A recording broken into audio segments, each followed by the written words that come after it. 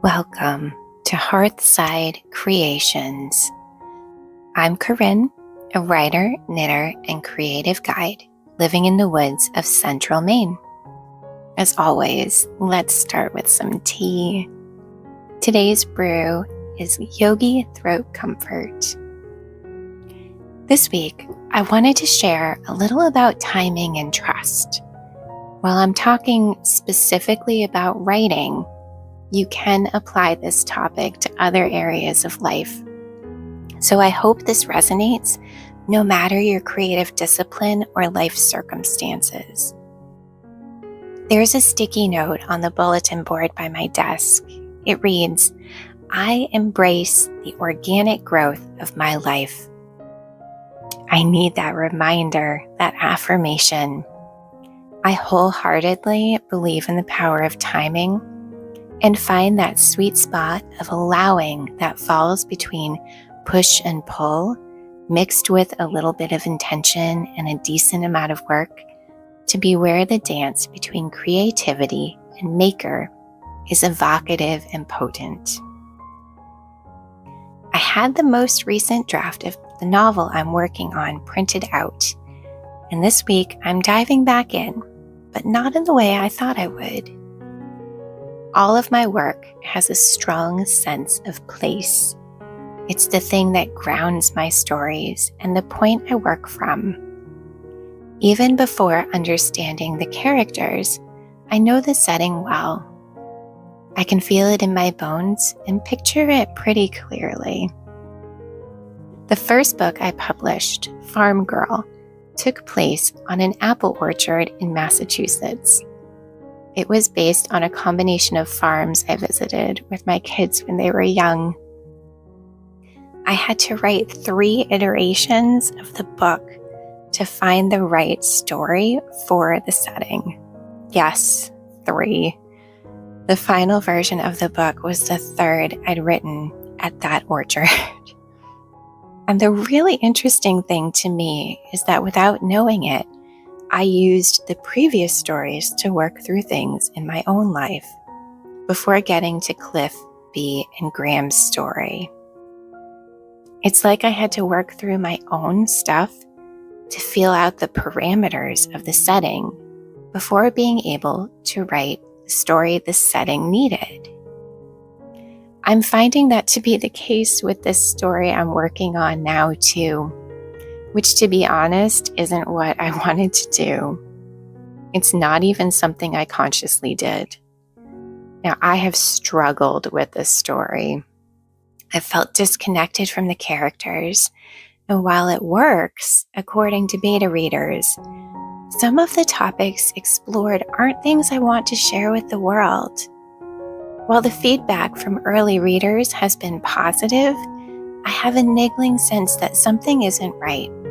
It's too close to home. I can see that now, thanks to the distance afforded by a break.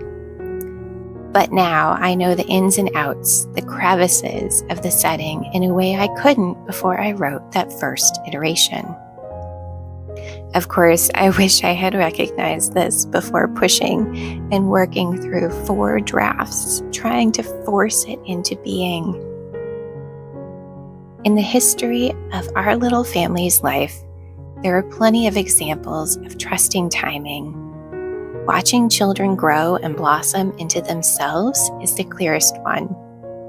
I've learned as a mother to trust their timing. Everyone's is different. Whether it's getting a toddler to try new foods, a child learning how to read, or a teenager gaining confidence to drive, they all get there in their own time, in their own way. And when I work with other writers or think about my own writing life, this comes up for our creative journeys as well. When we see the speed at which others work, the rate of books published per year in some circles, how others create and share in lightning speed, it's challenging to trust when our road feels a little bumpy or simply a little slower. Comparison without considering circumstances, personality, or process is a dangerous thing. It can squash dreams before they're fully formed. After publishing Farm Girl, there was a part of me that thought I should be able to write and publish another book faster than the first. But it doesn't always work that way. There are parts of my writing process that move faster than others. For example, I can write a first draft fairly quickly, but the dreaming stage that comes before sitting down and putting pen to paper cannot be rushed. And different projects unfold at different speeds. Paths Through the Year, my nonfiction title, unfolded naturally in the course of a year and a half from start to finish. We cannot expect each of our stories to demand the same time frame, to unfurl from our hearts and minds at similar speeds. And maybe the time-consuming process of writing various stories to find the one that works is part of my journey at this time. For now, I'm going to go through the latest draft and highlight the parts that work, the parts that are worth moving into another story with different characters. Not necessarily from scratch this time. But there are sentences, description, and dialogue in this current draft that make my heart soar, and I want to keep them. And then I'll write the next story. Maybe this time I'll write 2 iterations instead of 3. And maybe someday, with time and growth, the story that's meant to be written won't hide behind others. What is heartening is that in the last iteration of Farm Girl, everything clicked. The writing felt inspired, and I knew it was the one. It felt different than any other draft. It felt like I was conspiring with the story, working with the characters to tell their tales in a way that I couldn't do without the knowledge of all the thousands of words I'd written about that place, getting to know myself, my writing, and the setting. And so I'm going to trust the unfolding of this story, as well as my own.